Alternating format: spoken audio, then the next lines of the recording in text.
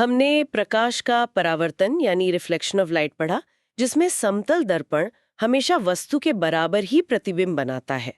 लेकिन जब हमें चीजों को छोटा बड़ा देखना हो या प्रकाश को एक बिंदु पर फोकस करना हो, तो समतल सतह काम नहीं आती। बस इन्हीं जरूरतों से यहीं से जन्म होता है गोलीय दर्पण यानी स्फेरिकल मिरर्स का।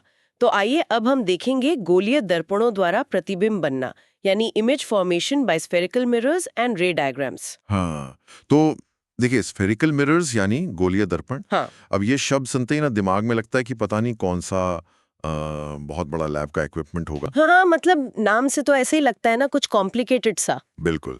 लेकिन इसको समझने के लिए एक बहुत ही सिंपल सा विजुअल बनाते हैं।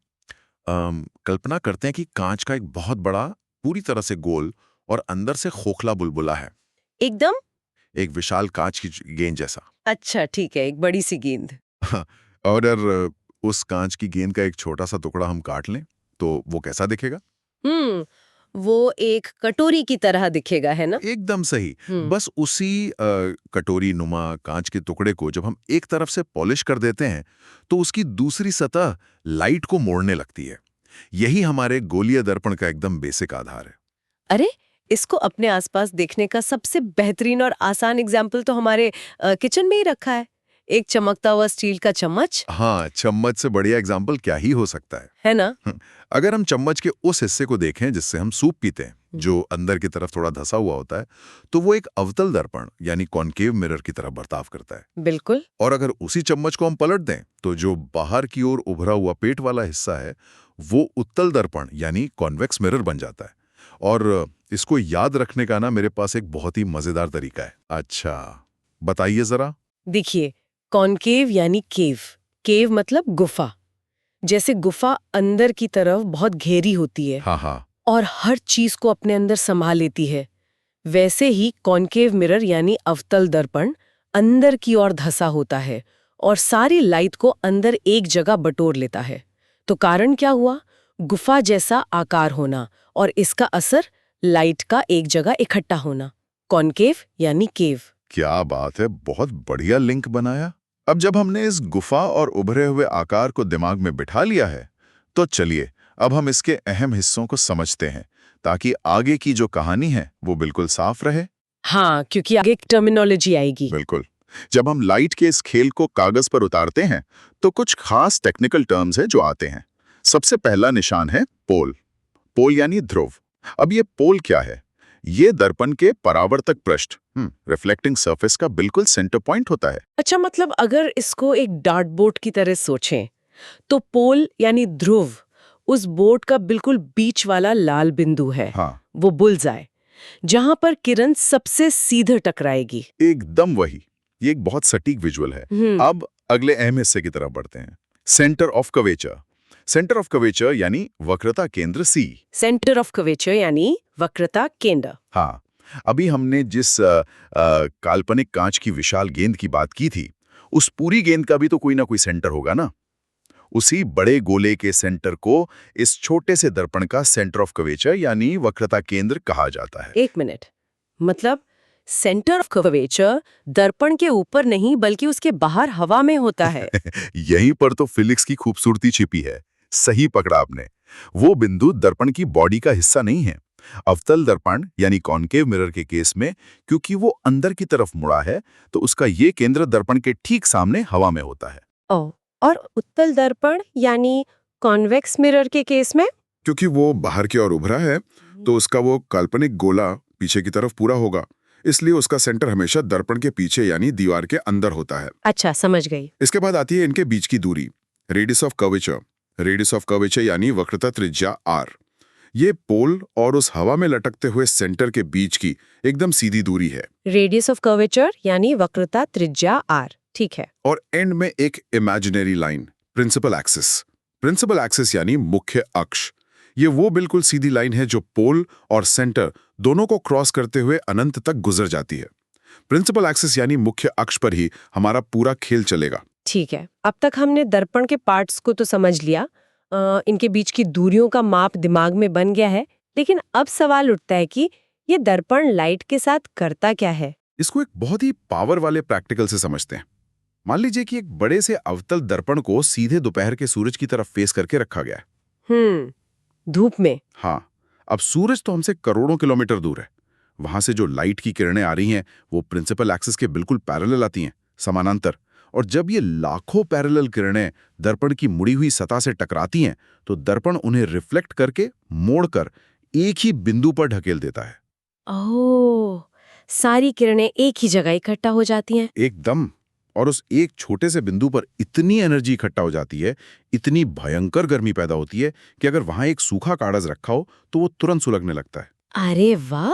और यही से इस नई कॉन्सेप्ट का जन्म हुआ, प्रिंसिपल फोकस। प्रिंसिपल फोकस यानी मुख्य फोकस, एफ। इसके लिए भी मेरे पास वैसा ही एक हुक है। अरे बताइए, सुनने में बड़ा मजा आ रहा है। फोकस यानी फायर का पॉइंट।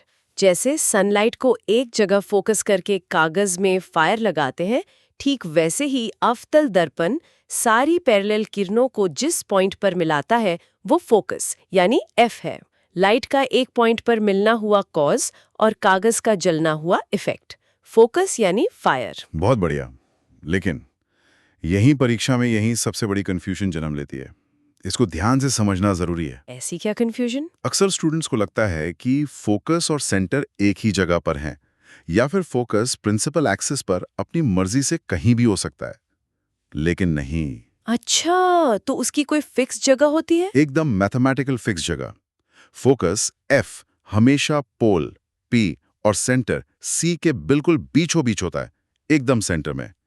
इसीलिए एक नियम बनता है कि रेडियस ऑफ कर्वेचर हमेशा फोकस दूरी यानी फोकल लेंथ एफ की दोगुनी होती है। R is equal to 2F। मतलब रेडियस डबल होता है फोकस दूरी का। R is equal to 2F। Aperture यानी द्वारक। ये दर्पण का वो गोल किनारा है जहां से लाइट असल में रिफ्लेक्ट होती है। पर अभी हम बस उन्हीं दर्पणों की बात करेंगे जिनका द्वारक उनकी वक्रता त्रिज्या से बहुत छोटा है। ठीक है, अब हमें पाथ्स और फोकस दोनों मिल गए हैं। लेकिन अब हम समझेंगे कि इमेज बनाने के लिए किरणें यानी रेज चलती कैसे हैं। अगर डायग्राम बनाना हो तो कुछ रूल्स तो चाहिए होंगे ना? बिल्कुल। किसी भी ऑब्जेक्ट की साफ इमेज बनाने के लिए कम से कम दो रिफ्लेक्टेड किरणों के इंटरसेक्शन यानी उनके टकराने की जरूरत होती है।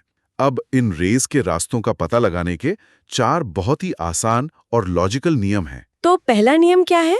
पहला नियम, जो किरण मुख्य अक्ष के पैरेलल आएगी वो दर्पण से रिफ्लेक्ट होकर हमेशा फोकस एफ से गुजरेगी। अच्छा, इसको एक हाईवे की तरह सोचें। तो जो गाड़ी पैरेलल लेन में आ रही है उसे मुड़कर फोकस वाले टोल बूथ से ही गुजरना पड़ेगा। हाँ, बिल्कुल वैसे ही। और इसी से जुड़ा है तीसरा नियम, जो इसका ठीक उल्टा है।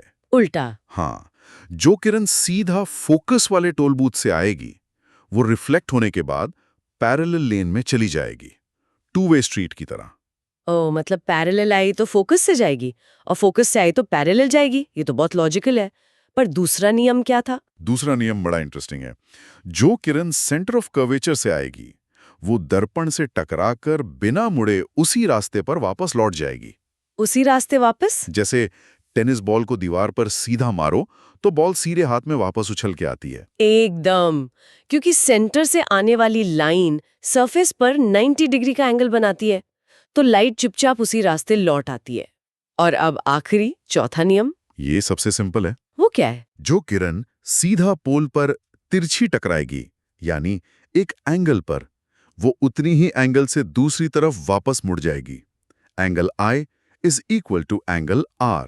तो चलिए अब इन चारों नियमों के साथ ना इस गेम को शुरू करते हैं। अवतल दर्पण यानी कॉनकेव मिरर का खेल। हम एक जलती हुई मोमबत्ती को यानी अपने ऑब्जेक्ट को अनंत से धीरे धीरे दर्पण के पास लाते हैं। हाँ, चलिए इसको एक 6 स्टेप्स की कहानी की तरह देखते हैं। स्टेप नंबर 1, जब मोमबत्ती बहुत दूर है, एकदम इन्फिनिटी पर, तो उसकी इमेज कहाँ बनेगी? सीधे फोकस F पर। ये इमेज एक बिंदु के साइज की होगी और रियल एंड इन्वर्टेड होगी। रियल एंड इन्वर्टेड यानी वास्तविक और उल्टी। ठीक है। अब स्टेप 2, मोमबत्ती को थोड़ा पास लाते हैं, सेंटर C के पीछे यानी बियॉन्ड C। तो इमेज अब फोकस से थोड़ा आगे बढ़कर C और F के बीच बनेगी।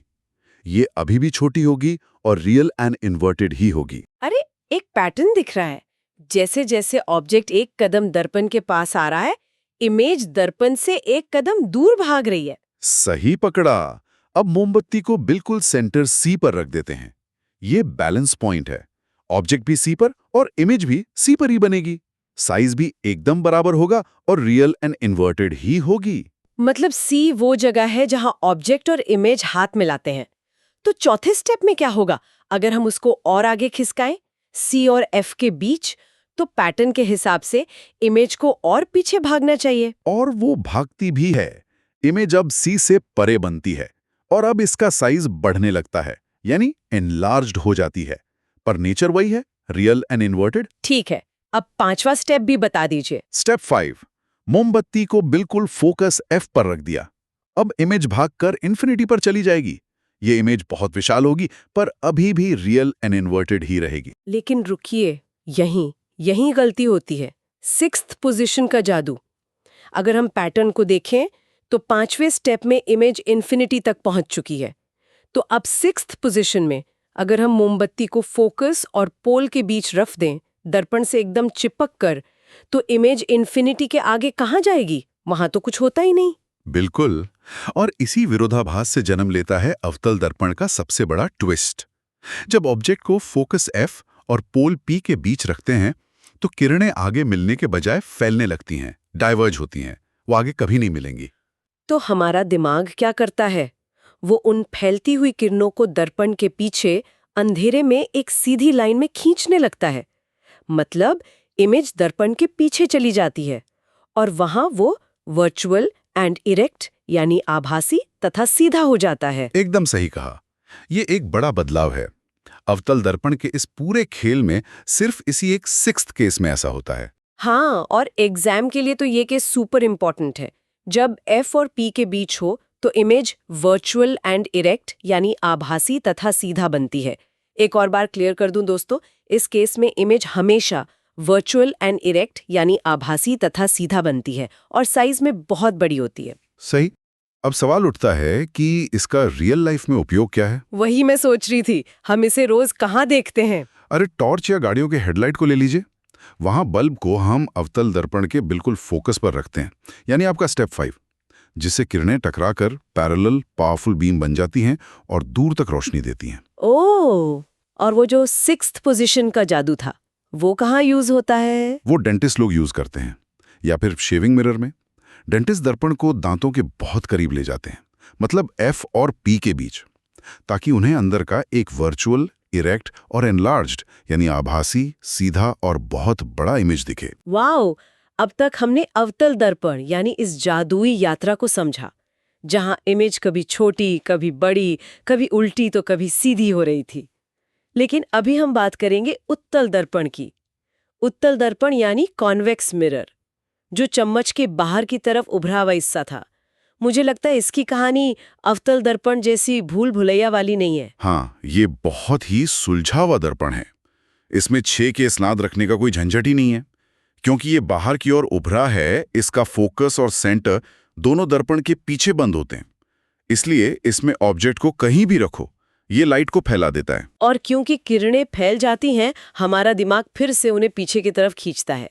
उत्तल दर्पण हमेशा इमेज को दर्पण के पीछे ही बनाता है, एफ और पी के बीच। और सबसे खास बात, ये इमेज हमेशा वर्चुअल, इरेक्ट और छोटा होता है, आभासी, सीधा और छोटा, हमेशा। पर मेरा एक सवाल है यहाँ पर, अगर उत्तल दर्पण हमेशा चीजों को छोटा और आभासी ही दिखाता है, तो इसका फायदा ही क्या है? हम गाड़ियों के साइड मिरर यानी रियर व्यू मिरर में अपने घर वाला नॉर्मल प्लेन मिरर क्यों नहीं लगा देते? वो कम से कम असली साइज तो दिखाएगा। ये ही तो इसका मास्टर स्ट्रोक है, क्योंकि ये बाहर की ओर वक्रित होता है। इसका फील्ड ऑफ व्यू मतलब देखने का एरिया प्लेन मिरर के मुकाबले बहुत विशाल होता है। अच्छा, फील्ड ऑफ व्यू बड़ा होता है। हाँ, इसका मतलब है कि एक छोटा सा उत्तल दर्पण अपने पीछे आ रहे पूरे ट्रैफिक को, 3-4 लेन की सड़क को एक फ्रेम में समेट कर दिखा सकता है। प्लेन मिरर लगा दिया तो बस पिछले ट्रक की एक हेडलाइट ही दिखेगी। इसीलिए ड्राइवर्स के लिए उत्तल दर्पण लगाया जाता है ताकि छोटी जगह में सब कुछ सीधा और साफ दिख जाए। तो अभी तक हमने देखा कि गोलीय दर्पण आखिर होते क्या हैं। पोल, सेंटर ऑफ कर्वेचर, फोकस, इन सब के बारे में समझा। अवतल दर्पण के लाइट के सीसॉ वाले 6 केसेस देखे और खासकर वो आखिरी वाला 6th केस जहां इमेज आभासी और सीधी बनती है, और उत्तल दर्पण के फील्ड ऑफ व्यू वाले फायदे को भी समझा। एकदम सही रिकैप किया आपने। अब ये क्लियर है तो अगला सवाल उठता है कि इन दूरियों को नापने का सही तरीका क्या है। अगली बार चिन्ह परिपाटी, साइन कन्वेंशन फॉर रिफ्लेक्शन समझेंगे। पर उससे पहले एक गहरा विचार। जरा सोचिए, अगर हमारी पृथ्वी का एटमॉस्फेयर खुद अपनी हवा के अलग अलग टेम्परेचर की वजह से एक बहुत बड़े गोलीय दर्पण या लेंस की तरह बर्ताव करने लगे, तो क्या हम रोशनी को इस तरह मोड़ पाएंगे कि होराइजन के पीछे छुपी हुई चीजें जो हमें दिखनी नहीं चाहिए वो भी हवा में तैरती हुई दिखने लगें? इस मिराज या मृग तृष्णा जैसी घटना के बारे में सोचिएगा जरूर।